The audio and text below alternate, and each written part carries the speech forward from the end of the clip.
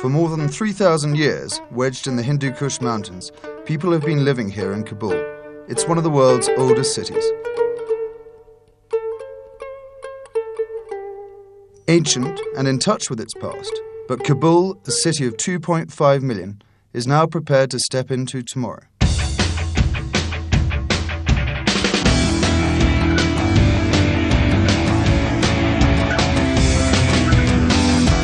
Since 2001, Kabul has made a quantum jump into the 21st century. A new power grid, new passenger terminal, new roads, new communication systems, new schools. The progress can be seen literally building every day on the horizon. For those who live through such hard times, today is a time of great celebration. I cannot believe how much difference there is between the time of the Taliban and now. I can give you an example of being like a bird is in a cage and now it's out. I am a businesswoman. This was not possible before. And every day the economy is changing for the good. This is a sign of growth and that every day is changing. Before this prosperity, Nizari, her family and thousands of others were once forced to flee Kabul and to live in a refugee camp in Pakistan. But 4 years ago, they saw it was safe to return, and she is not alone. I have no problem in Kabul. The only problem I have is the crowded traffic. Our life is good. It's normal. The problems we have, all Afghans have. It is very difficult to build a country after just 7 years. We are living in peace, and we can see some positive changes. This is now a city of progress, not a city under siege. We live here and we can say everything freely. There is no doubt, nothing. It's very safe right now. For the first time ever, electricity is flowing around the clock in Kabul, bringing light to the night. New power lines and a deal with neighbouring Uzbekistan have changed life here for the better. And for Hamizada, that's cleared the air for a better future. Before, we were always coughing and sore throat problems from all the smoke from the diesel generators. Today, we don't feel any more of that smoke and are comfortable. And with electricity comes an economic boom. Stores are reporting a 50% jump in sales, especially for electronics. Sales of new and used cars are also soaring.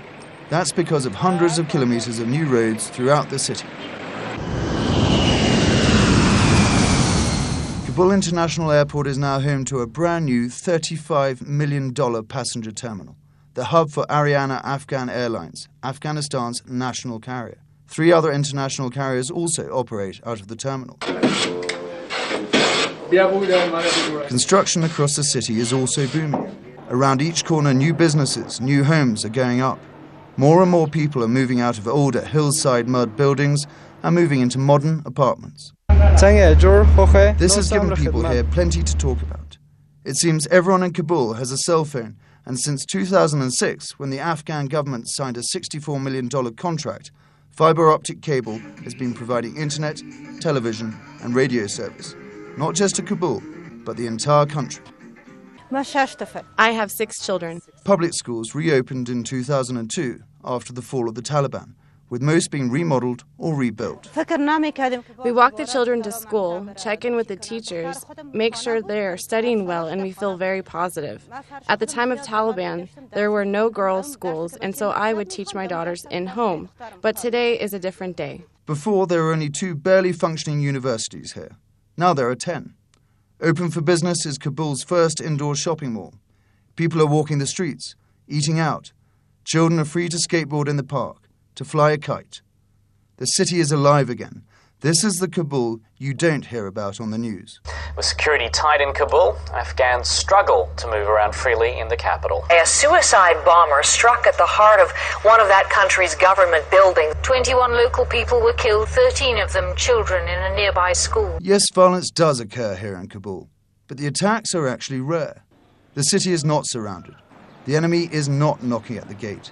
And when incidents do happen, it doesn't take long for Kabul to get back on its feet. The Taliban is indiscriminate in its targeting. They simply want to make headlines, they want to make a fuss, they want to try and sow concern and even terror in the public, and they achieved that for a short time. But I've been driving around Kabul today, and it doesn't look to me as if it's had any long-term effect. It's as busy as ever. This is the real Kabul, an ancient city with a bright future. An exciting tomorrow thanks in part to a $21 billion pledge from international partners. But to get to tomorrow, it all starts today in this city of progress.